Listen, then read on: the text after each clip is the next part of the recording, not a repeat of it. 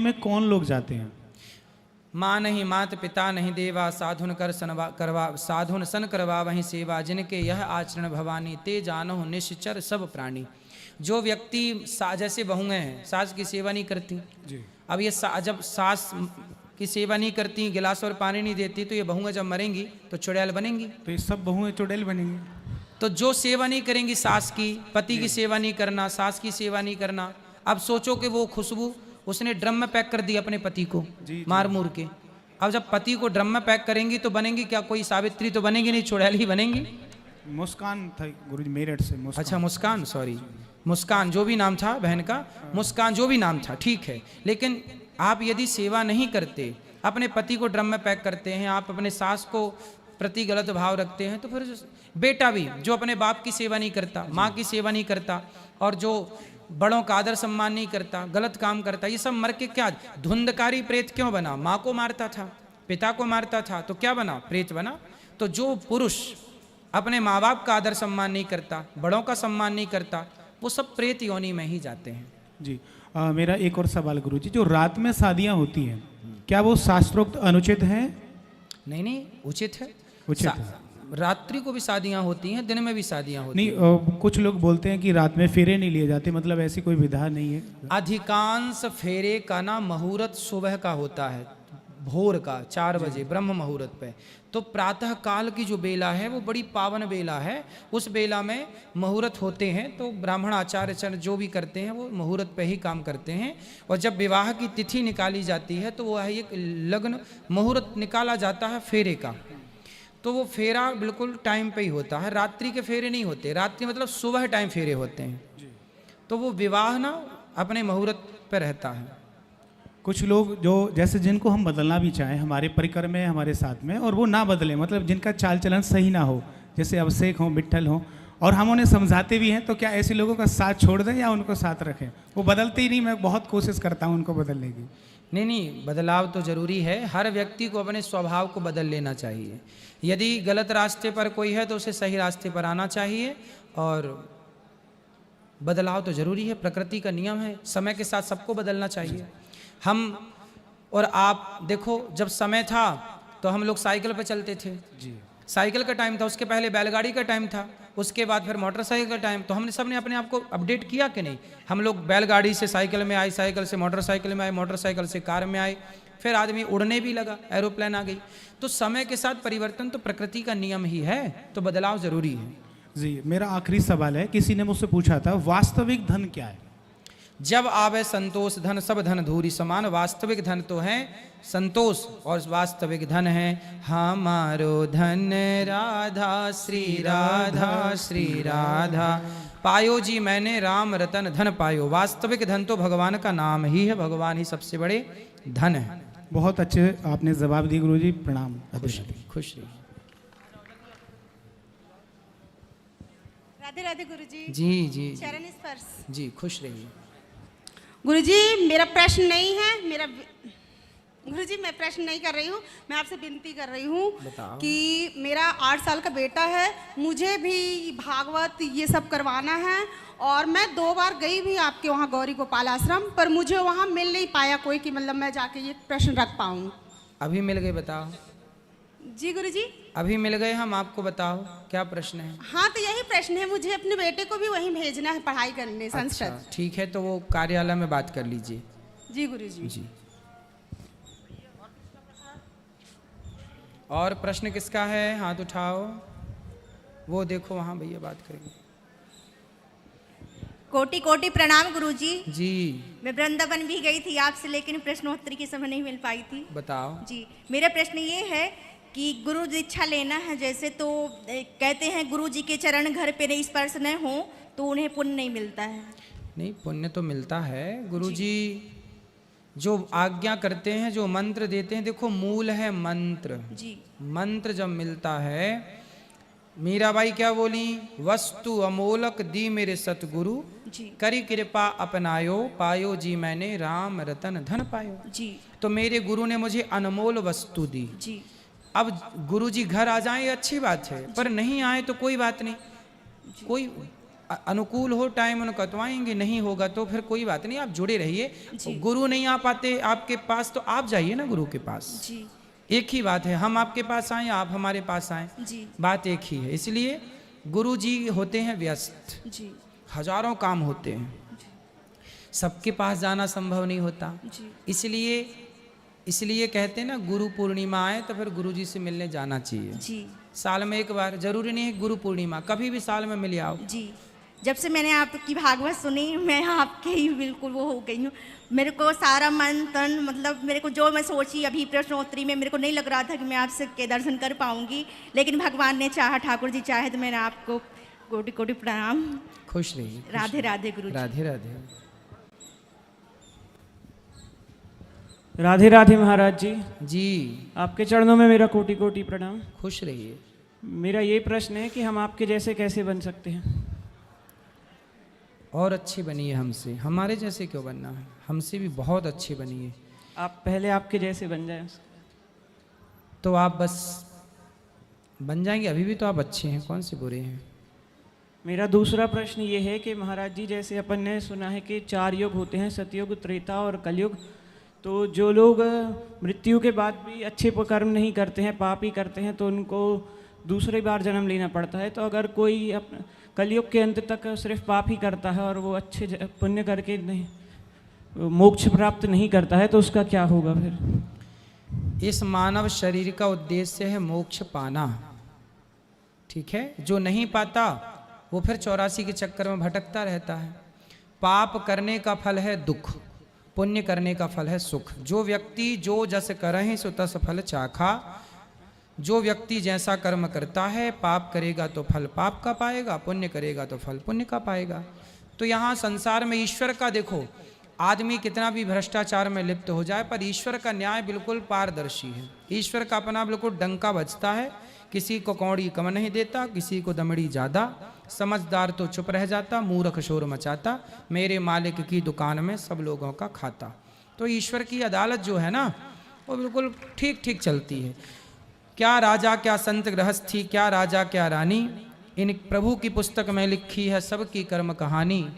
वो ही सबका जीवन बनाता, सही हिसाब लगाता, मेरे मालिक की दुकान में सब लोगों का खाता।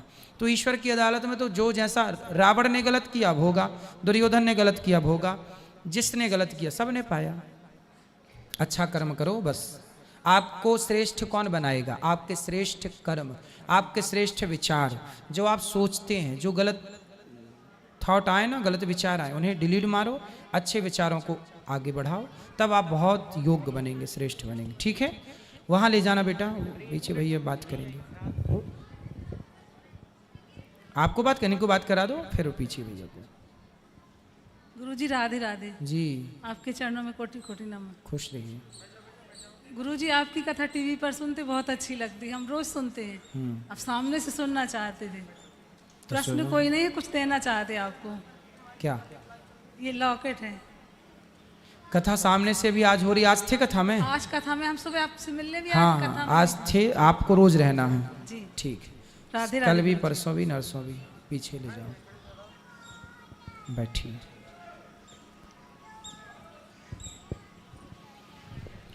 गुरुजी जय श्रीमन नारायण। जय श्रीमन नारायण। गुरुजी के चरणों में कोटि कोटि चरण वंदन। खुश रहिए।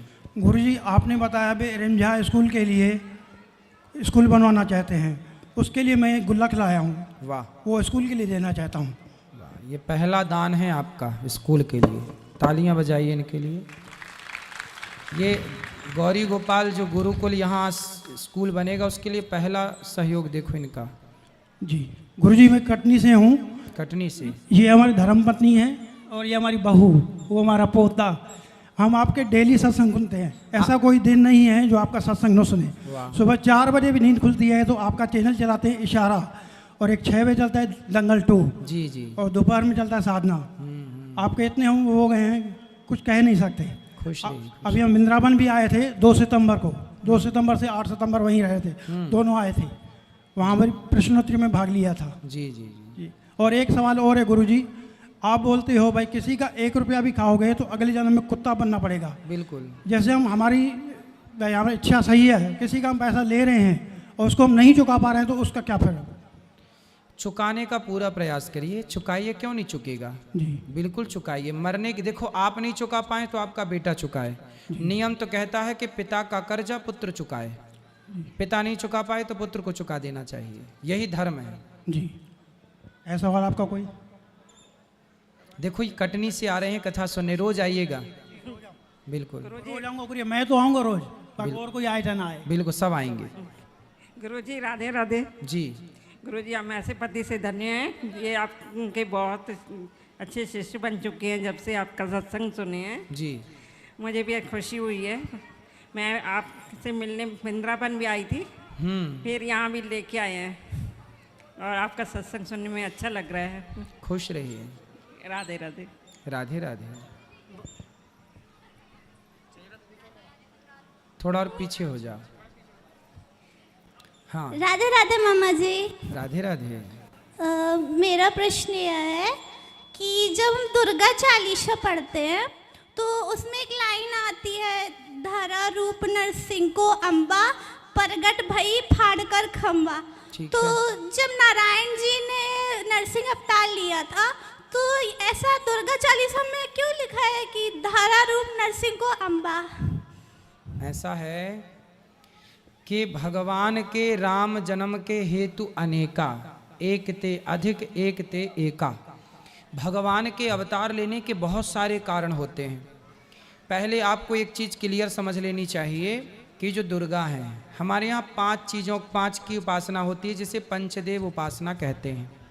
दुर्गा, भगवान शंकर, गणेश जी, सूर्य और भगवान नारायण, ये पंचदेव हैं। भगवान विष्णु, ये पंचदेव हैं। जी। इन 5 को अलग नहीं मानना चाहिए। अच्छा ये बताइए उंगलियां कितनी हैं टोटल? 5। लेकिन ये 5 उंगलियां एक ही हाथ में है ना? हाँ। मूल में हाथ कितने हैं? एक। ऊपर जाके कितनी हो गई? 5। उसी तरह मूल में भगवान एक हैं, पर वही भगवान कभी शक्ति बन के दुर्गा बन के प्रकट हो जाते हैं, वही कभी शिव बन के प्रकट हो जाते हैं। शिव पुराण पढ़ोगे तो शिव जी ने सृष्टि की, दुर्गा जी का आप देवी भागवत पढ़ोगे तो देवी जी ने सृष्टि की, गणेश पुराण पढ़ोगे तो गणेश जी से मिलेगी। तो कन्फ्यूज हो जाते हैं लोग कि भाई क्या सही है? सब सही है, मूल में एक है, ऊपर जाके हमारे भगवान ने अनेक रूप आया, विष्णवे प्रभु विष्णवे। तो कभी भगवान, कभी नारायण नरसिंह बन के प्रकट भये, तो कभी भगवती नरसिंह बन के प्रकट हो गई। अच्छा ये बताओ, रावण कितने हैं? एक रावण वो है जो जय और विजय श्राप के कारण रावण कुंभकर्ण बना। एक नारद जी के श्राप के कारण शिव जी के गण रावण कुंभकर्ण बने। ये रामचरितमानस की कथाएं हैं पूरी। एक प्रताप भानु नाम का राजा रावण बना रामचरितमानस के अनुसार। तो रावण इतने हो गए ना, अनेक रावणों की कथा। एक बार जलंधर रावण भया जलंधर। तो राम कोई एक बार नहीं आए ना बेटा, राम बार बार आए। जी। तो जब बार बार राम आए तो किसी कल्प में ये लीला हुई, किसी कल्प में वो लीला हुई। तो नरसिंह भी बार बार आए, प्रहलाद भी बार बार हुए। तो हुआ यही कि कभी दुर्गा नरसिंह बन के प्रकट हो गई, कभी नारायण नरसिंह बन के प्रकट हो गए। तो भगवान तो एक हैं, लीला करते हैं। जैसे आप एक ही हो, लेकिन आपको आपके पिताजी बेटी कहते हैं, आपका भाई आपको बहन कहता है ना? आपके मामा जी आपको भांजी कहते हैं। तो आप तो एक ही हो ना, पर रिश्ते बदल जाने से आपके नाम स्वरूप बदल गए। उसी तरह ईश्वर एक है, भक्त बहुत होने से अनेक अनेक भक्तों ने उन्हें अनेक अनेक नाम, अनेक अनेक रूपों से जाना और पहचाना। बात एक ही है। जी बहुत बहुत धन्यवाद। राधे राधे। जी राधे राधे। और किसका प्रश्न है? लो बच्चों को दो।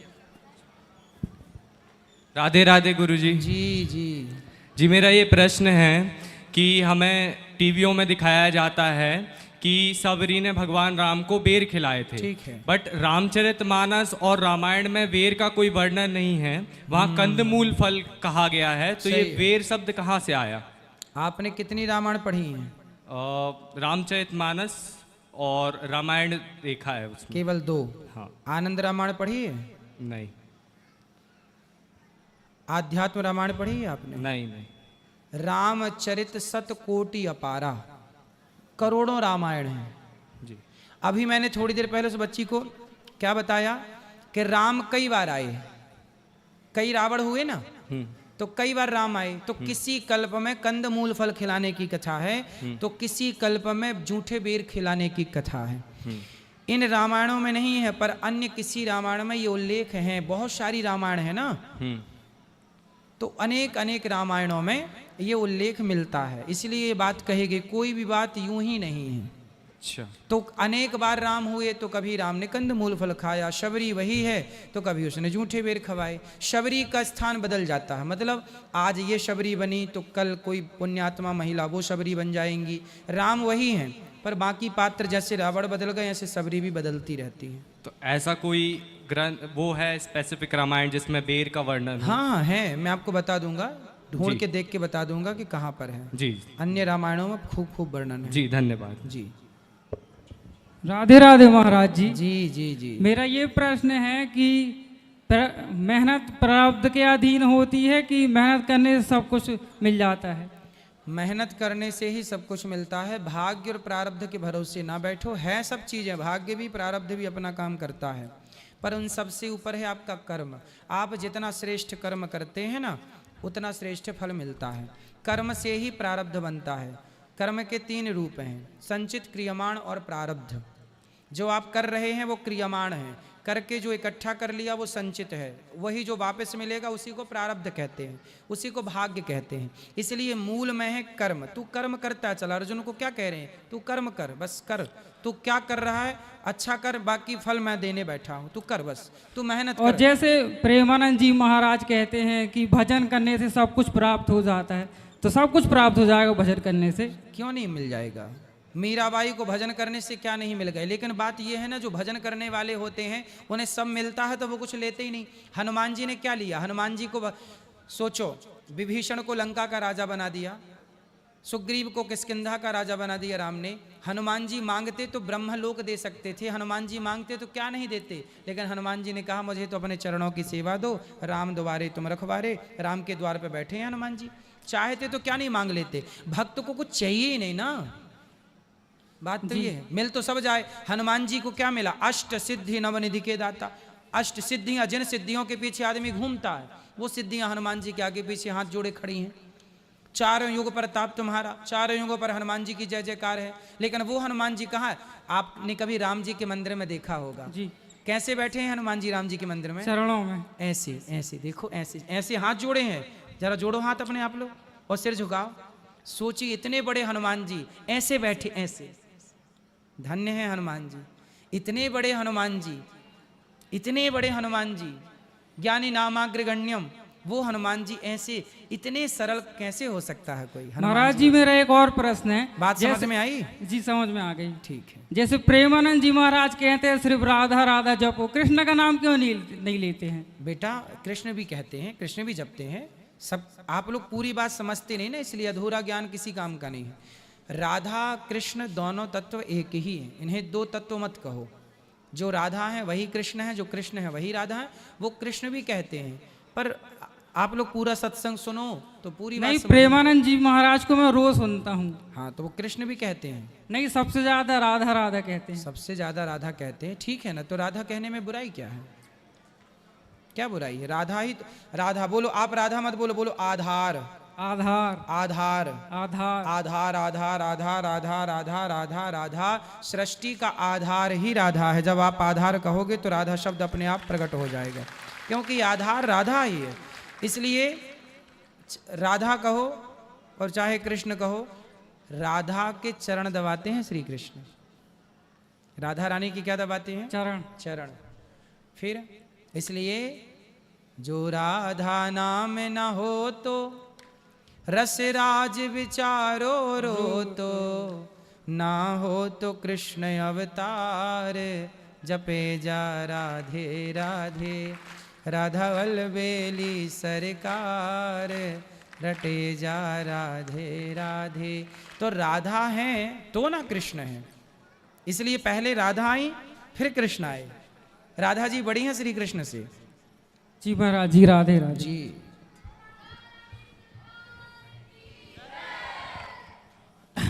हमारे भैया डॉक्टर श्री अभिजीत बिश्नोई जी, अजय बिश्नोई जी के पुत्र हैं। जग्गी निवार जी, भूरा पाठक जी, आप सबका बहुत बहुत स्वागत है। जल्दी तो नहीं है जाने की? जाने की जल्दी तो नहीं है ना कि है? बस थोड़ी देर और फिर खुश राधे रहिए। राधे गुरुजी। आप आए इसके लिए धन्यवाद। राधे राधे गुरु जी जी। राधे गुरुजी। मेरा एक विनय है कि मैं केवट जाति से हूँ। बहुत अच्छा। और जैसे राम जी के चरण केवट न पखारे प्रभु, तो वहाँ पे चरणामृत पिया। ठीक है। तो जो आज के केवट लोग होते हैं वो दारू क्यों पीते हैं ज़्यादा? अब ये सवाल तो आप केवटों से पूछो। तो प्रभु मेरा तो कोई नहीं मानता। मैं कहता हूँ कि जब अपन ने चरणामृत पिया है तो दारू का क्या सवाल है वहाँ पीने से? जब से राम जी के चरण केवट ने धोए तब से पूरी दुनिया में केवट के हाथ का पानी पीने का विधान हो गया कि भैया तुम अपने हाथ से पानी पिला दो, क्योंकि तुम्हारे हाथ प्रभु के चरण तक पहुँचे हैं। इसलिए आज भी इस क्षेत्र में जहाँ मैं पला बढ़ा, अपने इस क्षेत्र में तो केवट के हाथ का पानी पीना बड़ा शुभ माना जाता है। हर विवाह उत्सव में, हर तीज त्योहार में केवट का ही पानी पीते हैं लोग। क्यों? क्योंकि केवट के वो पवित्र हाथ हैं जो प्रभु के पांव तक गए। इस धरती पे प्रभु के पांव तक और किसी के हाथ नहीं गए, जितनी सरलता और सहजता से केवट के हाथ चले गए। अब ये तो केवटों को समझना चाहिए कि आप इतने पवित्र कुल से हैं, जिस कुल को कृतार्थ करने राम कुटिया पर पहुंचे केवट की, तो ऐसे केवटों को शराब नहीं पीना चाहिए। आप ठीक कह रहे हैं। तो गुरुजी कृपा करके थोड़ा आप अपनी कथा में बोला करें कि केवट जाति को दारू नहीं पीना नहीं, चाहिए। सबको दारू नहीं पीना चाहिए, मैं सबके लिए बोलता हूँ, पर अब केवट के लिए विशेष बोला करूंगा। ठीक है। मेरे हिसाब से तो ये लग रहा है कि मेरी केवट जाति से वो कंपनियां चल रही हैं। कौन सी कंपनी? दारू कंपनियां हैं। हाँ सही कह रहे हैं, सही है। दारू कंपनी आपकी जाति से चल रही है। ठीक है। जितने हैं जहाँ भी जाओ रिश्तेदारी में सब दारू पीते हैं। तो कौन सी वाली पीते हैं? अब सर गुरुजी मुझे जानकारी नहीं है, क्योंकि चलो। मैं पीऊँ तो बताऊँ। आप नहीं पीते? नहीं। चलो आप बहुत अच्छे हैं। चलो तुम्हारे लिए गीत सुना देते हैं एक लाइन का। केवट, माइक दो उस बच्चे को। केवट क्या कहता है? केवट कहते हैं राम जी से कि हे राम, नाथ इस अनाथ पर, नाथ इस अनाथ पर दया कीजिए, राम अपने चरणों को धुला लीजिए, राम अपने चरणों को धुला लीजिए। राम इस अनाथ पर, नाथ इस अनाथ पर दया कीजिए, राम अपने चरणों को धुला लीजिए, राम अपने चरणों को धुला लीजिए। वाह सुंदर, बहुत बढ़िया गा रहे हैं। सुंदर, बहुत सुंदर। अब केवटों के लिए हम बोला करेंगे, ठीक है, कि दारू ना पिया करें।